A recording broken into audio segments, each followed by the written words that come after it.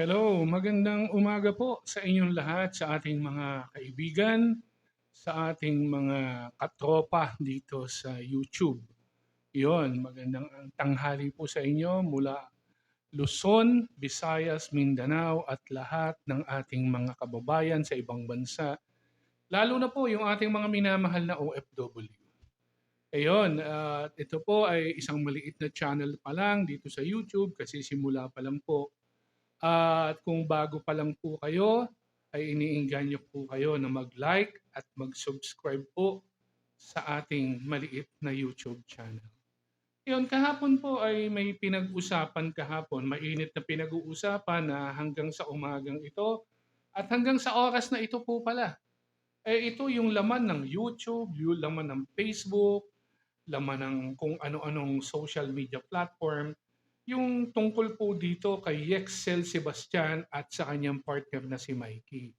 Kahapon po ay napanood natin sa Rapi Tulfo in Action na mismong si Senator Rafi Tulfo ang nanguna na mag-interview dito sa mga nagrereklamo. Accordingly, ang sabi po nito mga nagrereklamo na kawawa po naman po, na hindi lang daw po sila dito sa lokal ang nadali nitong scam daw di umano nila Yexel Sebastian. Marami din daw po mga nadali itong di umano itong si Yexel at si Mikey na mga kababayan nating OFW. Alam nyo naman po, pag sinabing OFW, yan po ay nagpunta sa ibang bansa, tiniis ang kanilang pamilya, ang kanilang mga anak. Minsan nga po, ang masakit noon, yung kanilang mga anak hindi nila maalagaan, pero yung mga anak ng ibang tao sa ibang bansa ay yun ang inaalagaan nila. At para siguro mabigyan ng konting ginhawa yung kanilang pamilya, yung kanilang mga naipon na pera, ay naisipan nilang i-invest. Lalo na dito kay Mr. Yexel Sebastian, na isang kilalang personalidad sa mundo ng social media. At ang pagkakaalam ko dito ay dati yata itong member ng Street Boys Dancers. Nakasabayan nila Bong Navarro. At ito ay kapatid nung namatay na isang YouTuber din na yung si John Sebastian. Ayun pa kahapon narinig natin kung paano ang pangangatwiran nitong si Yexel Sebastian. Ang sinasabi niya po, siya din daw po ay isang biktima, bagay na pinasusyungalingan ng mga nagrereklamo. Alam niyo po, Mr. Yexel Sebastian, napakadaling sabihin na, ano din ako dito, biktima din ako dito. Pero ang katotohanan na ikaw mismo at yung si Mikey na nagsilbing interviewer o siya yung nag screen sa mga posibleng maging investor at kayo mismo ang tumanggap ng pera ng mga tao. At ngayon, sinasabi nyo na yung kumpanya ay para itinuturo nyo na may kasalanan dito, yung Hector Pantoliano ba yun? Ayun. Malabo po yung inyong kinakatwiran. Alam nyo, para malusutan po ninyo ito, Ginoong Excel at Mikey, pinakamainam dito, ibalik nyo na lang yung pera. At lumalabas po dun sa interview kahapon na yun palang mga bulto-bultong pera, mga gasakong pera na nakatambak dun sa isang tanggapan na kung saan sila mismong dalawa na magpartner ay nagpa-picture. Lumalabas na ito ay ginamit lang na props para mag-engganyo. Siyempre nga naman, yung kanilang mga subscriber at siya ay kilalang tao, kaya po sila nag-invest ay dahil po sa inyo. Kaya hindi nyo po pwedeng sabihin na kayo ay biktima lang dito. Nasa inyo po lahat ng responsibilidad sa mga taong ito. Na di umano kayo ay nakikita pa na nagsha-shopping dyan sa Okada, nagkakasino, mga luxury bag at luxury items ang inyong pinamimili, ay malamang sa malamang, yan po yung pera ng mga investor. At ang problema dito, tinuturo nyo yung si Hector na hindi naman yata nila nakaharap. Alam niyo po, mayroon lang akong konting kwento. Ha? May taong lumapit sa amin dati ng mga kaibigan ko. Nakipagkita pa nga yan, nakipag-set ng appointment sa amin sa isang kilalang coffee shop. Opo, hindi ko na sasabihin ng pangalan, pero ganyan din ang kanyang inaalok at hindi ako kung hindi po ako nagkakamali, ang sinasabi niya rin po na may-ari ay yung si Hector. Pero hindi po namin nakaharap yung Hector, yung tao niya lang. 5% ang sinasabing kikitain daw ng pera na yung ini-invest, which means sa bawat 1,000,000 na i-invest mo, meron kang 50,000 sa buwan na wala kang gagawin.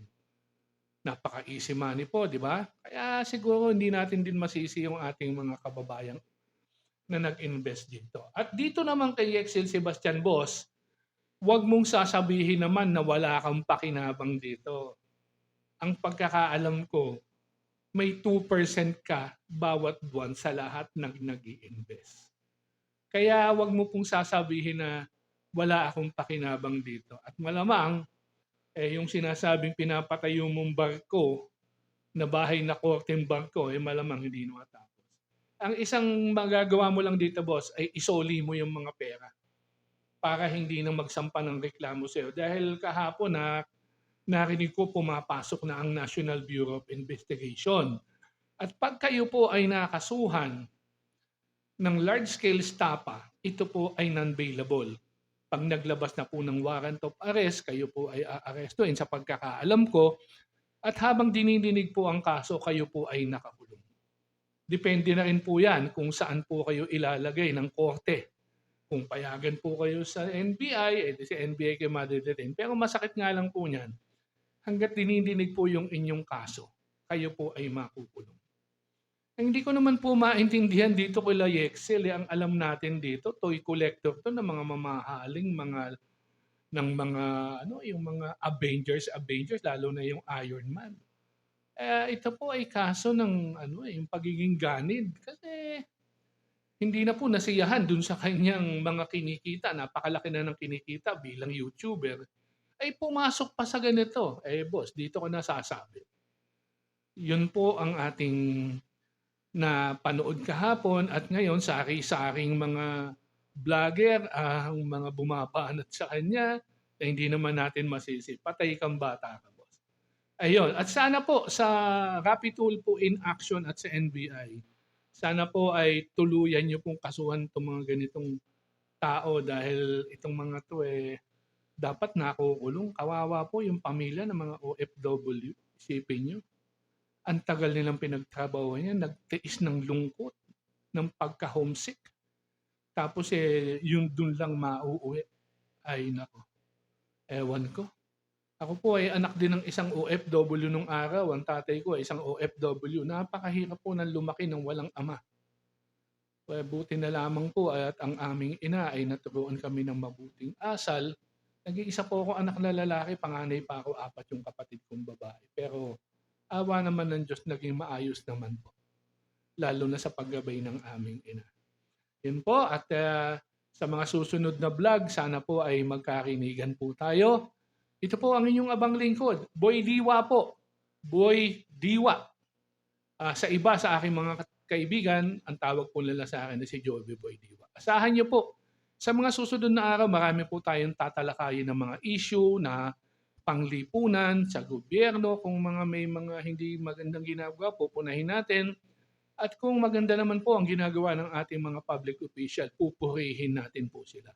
Again, binabati ko po yung ating mga kaibigan sa Kabataang Barangay mula 1975 hanggang 1985 batch, yung mga school chapters ng mga dating Kabataang Barangay, ang UPAC, yung United Political Workers na pinamumunuan ni Andy Gonzaga ay binabati din natin.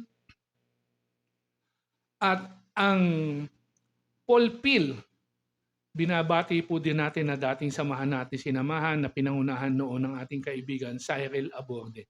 At lahat ng ating mga kaibigan dyan sa Senado at Kongreso na kung saan ay napakatagal ko pong naglingkod, ay binabati ko po kayo. Again, please like and subscribe dito po sa ating channel.